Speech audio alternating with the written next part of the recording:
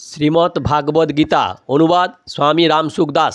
নবম অধ্যায়ের সমাপ্তি হয়ে গেছে, এবার দশম অধ্যায় শুরু হচ্ছে। দশম অধ্যায় বিভূতি যোগ। দশম অধ্যায়ের প্রথম শ্লোক। ভূয়ঃ এব মহাবাহো শৃণু মে পরমং বচঃ যত্তেহং প্রিয়মাণায় বচ্ছামি হিতকাম্যয়া। শ্রী ভগবান বললেন, হে মহাবাহ অর্জুন, আমার এই শ্রেষ্ঠ বাক্যগুলি তুমি পুনরায় শোনো। আমি তোমার হিতার্থে এইগুলি জানাচ্ছি, কারণ তুমি আমার প্রতি অতিশয় শ্রদ্ধা প্রেম সম্পন্ন। ব্যাখ্যা।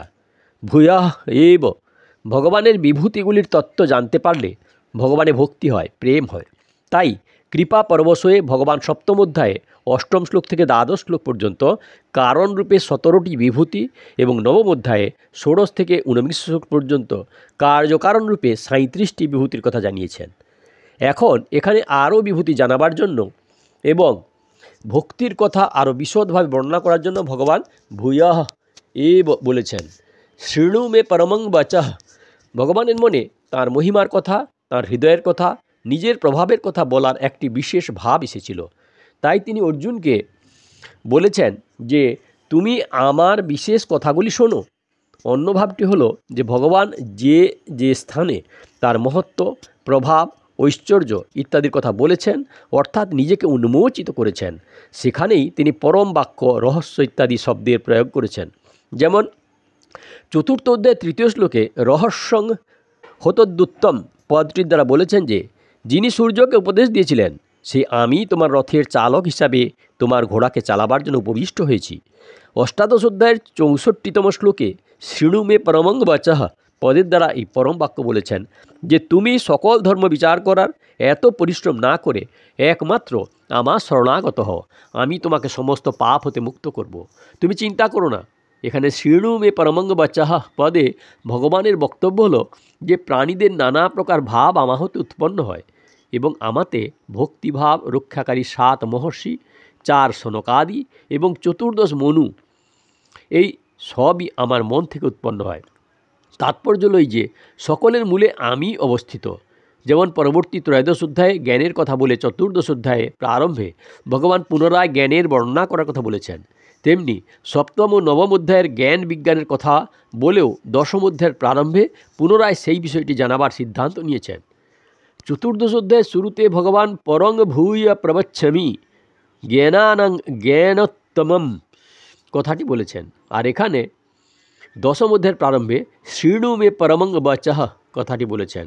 এর তাৎপর্য হলো জ্ঞান মার্গে বুদ্ধির এবং বিচার বিবেচনার প্রাধান্য থাকে। অতএব সাধক বচনগুলি শুনে বিচার বিবেচনার সাহায্যে তত্ত্বর হৃদয়ঙ্গম করেন। সেই জন্য এখানে জ্ঞানানাং জ্ঞানমুত্তমম কথাটি বলেছেন। ভক্তিমার্গে শ্রদ্ধা ও বিশ্বাসের প্রাধান্য থাকে। তাই সাধক বচনগুলি শুনে শ্রদ্ধা ও বিশ্বাস সহকারে সেইগুলি মেনে নেয়। সেই জন্য এখানে পরমং বচঃ কথাটি বলেছেন।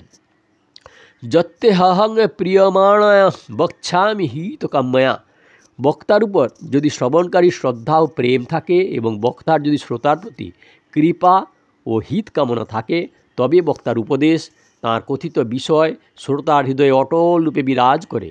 এর দ্বারা শ্রোতার ভগবানের প্রতি রুচি স্বাভাবিকভাবে উৎপন্ন হয়, ভক্তি ও প্রেম জন্মায়। এখানে হিত কাম্যয়া পদের দ্বারা একটি প্রশ্ন আসতে পারে যে ভগবান গীতার স্থানে স্থানে কামনা নিরোধ করেছেন, তবে তিনি স্বয়ং নিজের মধ্যে কামনার কথা কেন বলেছেন? তার উত্তর হলো যে প্রকৃতপক্ষে নিজের জন্য ভোগ, সুখ, আরাম আকাঙ্ক্ষা করাকেই কামনা বলা হয়। অন্যের হিত কামনাকে কামনা বলা হয় না। অন্যের হিতের কামনা হলো ত্যাগ এবং সেটি নিজ কামনা দূর করার মুখ্য সাধন।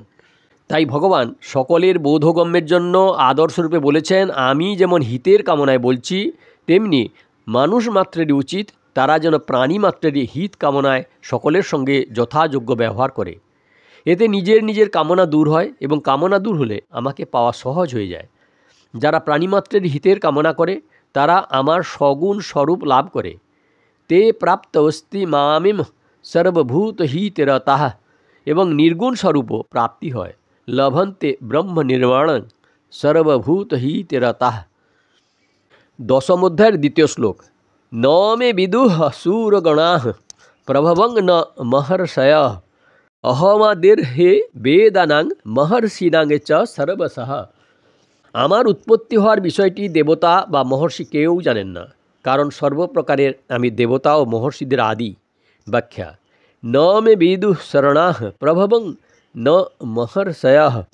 যদিও দেবগণের শরীর, বুদ্ধি, লোক, সামগ্রী সব কিছুই দিব্য, তবুও এরা আমার প্রকট হওয়ার বিষয়টি জানেন না। তাৎপর্য হল যে আমার বিশ্বরূপে প্রকটিত হওয়া, মৎস্য, কচ্ছপ ইত্যাদি অবতার রূপে প্রকটিত হওয়া, সৃষ্টিতে ক্রিয়া, ভাব এবং বিভূতি রূপে প্রকটিত হওয়া, এইভাবে আমার প্রকটিত হওয়ার উদ্দেশ্য, লক্ষ্য, হেতু দেবতাগণ সম্পূর্ণভাবে জানেন না। আমার প্রকটিত হওয়ার বিষয়ে পুরোপুরি জানা তো দূরের ব্যাপার, তাঁদের আমার দর্শন লাভ অত্যন্ত কঠিন। সেই জন্য তাঁরা আমাদের দর্শন লাভের জন্য উৎসুক হয়ে থাকেন।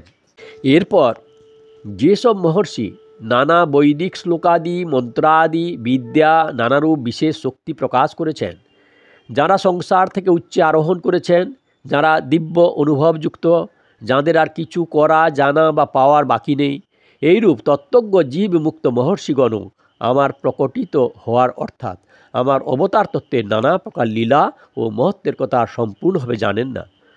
ভগবান এখানে দেবর্ষি ও মহর্ষি এই দুজনের কথা বলেছেন। তাতে মনে হয় যে উচ্চ পদের দৃষ্টিতে দেবতা এবং জ্ঞানের দৃষ্টিতে মহর্ষির নাম করা হয়েছে। এই দুই পক্ষেরই আমার প্রকটিত হওয়ার বিষয় না জানার কারণ হলো যে আমি সর্বপ্রকারে দেবতাগণ ও মহর্ষিগণের আদি পুরুষ অহমাদের হে দেবানাং মহর্ষিণাং চ সর্বসহ। তাদের মধ্যে যা কিছু বুদ্ধি, শক্তি, সামর্থ্য, পদ, প্রভাব, মহত্ব আছে, তা সব তারা আমা হতেই প্রাপ্ত হয়েছেন। অতএব আমা হতে প্রাপ্ত প্রভাব, শক্তি, সামর্থ্যের সাহায্যে এরা আমাকে সম্পূর্ণভাবে কি করে জানতে পারবেন? অর্থাৎ তা সম্ভব নয়। বালক যেমন যে মা হতে জন্ম লাভ করে সেই মায়ের বিবাহ এবং নিজ শরীর উৎপত্তির রহস্য জানতে সক্ষম হয় না, তেমনি দেবতা ও মহর্ষিগণ আমা হতে প্রকটিত। অতএব তারা আমার প্রকটিত হওয়া এবং নিজের কারণকে জানেন না।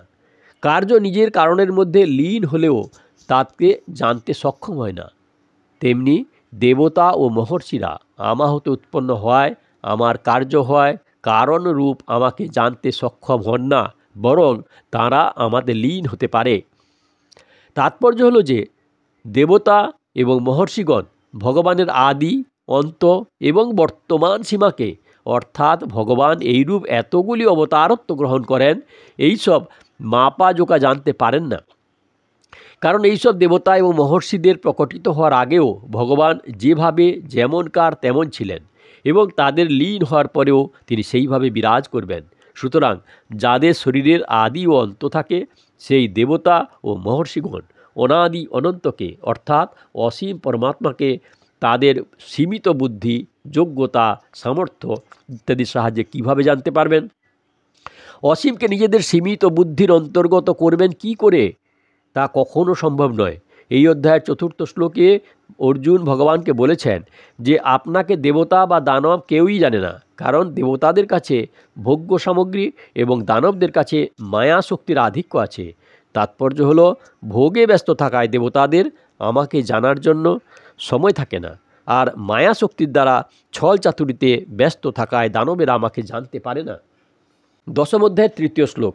যো মাম যমনাদিঞ্চ বেত্তি লোকমহেশ্বরম অসম্মূঢ় মর্তেষু সর্বপাপহি প্রমুচ্যতে। যারা আমাকে আজ অনাদি এবং সর্বলোকের মহেশ্বর বলে জানেন, অর্থাৎ দৃঢ়তার সঙ্গে মেনে নেন, মানুষের মধ্যে তারা মোহশূন্য বা জ্ঞাতা এবং সমস্ত পাপ হতে তারা মুক্ত হয়ে যান। ব্যাখ্যা: যো মাম যমনাঞ্চিন্ন বেত্তি লোকমহেশ্বরম। আগের শ্লোকে ভগবানের প্রকটিত হওয়াকে জানার বিষয় বলে বলা হয়নি। এটি মানুষও জানে না, কিন্তু যতদূর জানলে মানুষ তার নিজের কল্যাণ করতে সক্ষম হয় ততটা সে জানতেই পারে। সেই জানা অর্থাৎ মানা হলো ভগবান অজ, অর্থাৎ তিনি হলেন জন্মরহিত। তিনি অনাদি, অর্থাৎ এই যে কাল, যাতে আদি অনাদি শব্দ প্রযুক্ত হয়, ভগবান সেই কালেরও কাল। সেই কালাতীত ভগবানের কালেরও আদি ও অন্ত হয়। ভগবান সর্বলোকের মহেশ্বর, অর্থাৎ স্বর্গ, মর্ত এবং পাতাল রূপ, যে ত্রিলোক এবং ত্রিলোকে যত প্রাণী এবং সেই প্রাণীদের শাসনকর্তা, পৃথক পৃথক অধিকারপ্রাপ্ত যত ঈশ্বর বা প্রভু আছেন, তাদেরও মহেশ্বর হলেন ভগবান স্বয়ং। এইখানে জানলে অর্থাৎ শ্রদ্ধা ও বিশ্বাস সহকারে দৃঢ়ভাবে মেনে নিলে মানুষের ভগবান যে অজ, অবিনাশী এবং লোক মহেশ্বর, এতে কোনোরূপ সন্দেহ আসে না। অসম্মূঢ় সমর্থোষু সর্বপাপৈঃ প্রমুচ্যতে। ভগবানকে অজ, অবিনাশী এবং মহেশ্বর জানলে মানুষ পাপাদি থেকে কিভাবে মুক্ত হয়?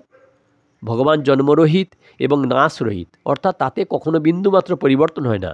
তিনি অজ এবং অবিনাশী হয়ে সকলের মহেশ্বর। তিনি সর্বদেশব্যাপী হওয়ায় এখানে অবস্থিত, সর্বসময় বিরাজমান হওয়ায় এখনও উপস্থিত। সকলের হওয়ার জন্য তিনি আমারও এবং সকলের প্রভু হওয়ায় তিনি আমারও প্রভু, দৃঢ়তার সঙ্গে এটি মেনে নিতে হয়। এতে যেন কোনো প্রকার সন্দেহ না থাকে। সঙ্গে সঙ্গে এই যে ক্ষণভঙ্গুর জগৎ, যা প্রতি মুহূর্তে পরিবর্তনশীল এবং যাকে যে ক্ষণে যে রূপে দেখা যায়, পর মুহূর্তে আর দ্বিতীয়বার সেই রূপ দেখা সম্ভব নয়, কারণ তারপর মুহূর্তে আর সেই রূপ থাকে না। এইভাবে জগৎকে যথার্থরূপে জানতে হয়। যিনি নিজেকে সহ সমস্ত জগতের মালিক রূপে ভগবানকে দৃঢ়ভাবে মেনে নিয়েছেন এবং জগতের ক্ষণভঙ্গুরতাকে তত্ত্বত জেনে নিয়েছেন, তাঁর জগতে আমি এবং আমার ভাব থাকতে পারে না। একমাত্র ভগবানেই তার আত্মীয়তা বোধ জন্মায়। তাহলে তিনি পাপ থেকে মুক্ত হবেন না তো কে হবে? এইরূপ মোহশূন্য ব্যক্তি ভগবানকে তত্ত্বত অজ, অবিনাশী এবং মহেশ্বরূপে জানতে পারে এবং সর্বপাপ হতে মুক্ত হয়। তার ক্রিয়মান এবং সঞ্চিত সমস্ত কর্ম নাশ হয়। মানুষের এটি বাস্তবিকভাবে অনুভব করা প্রয়োজন। কেবল তোতা পাখির মতো শিখলে হবে না, কারণ সেইভাবে শিখলে সেই জ্ঞানের দ্বারা বিশেষ কোনো লাভ হয় না। অসম্মূঢ়তা কি? জগৎ সংসার শরীর কারো সঙ্গে চিরকাল থাকে না এবং কেউই জগৎ সংসারে চিরকাল থাকে না। পরমাত্মা কখনো কারোর থেকে পৃথক হতে পারে না বা কেউ কখনো পরমাত্মা থেকে পৃথক হতে পারে না। এই হলো প্রকৃত সত্য। এই বাস্তবিক তথ্য না জানাই হলো সম্মূঢ়তা এবং এইগুলি যথার্থরূপে জানাই হলো অসম্মূঢ়তা। যার মধ্যে এই অসম্মূঢ়তা থাকে তাকে বলা হয় অসম্মূঢ়। এইরূপ অসম্মূঢ় ব্যক্তিরাই আমার সগুণ, নির্গুণ, সাকার, নিরাকার রূপ তত্ত্বত জানতে পারেন। তাই তারা আমার লীলা, রহস্য, প্রভাব, ঐশ্বর্য ইত্যাদিতে কোনো রূপ সন্দিগ্ধ হন না। এই হলো দশম অধ্যায় শ্লোক নাম্বার 1, 2 এবং 3। দয়া করে সাবস্ক্রাইব করবেন, লাইক করবেন, শেয়ার করবেন। আর পেছনের ভিডিও দেখতে হলে কাকন বাক্সতে ক্লিক করে ভিডিও দেখুন আর আগের ভিডিওর জন্য দয়া করে অপেক্ষা করুন।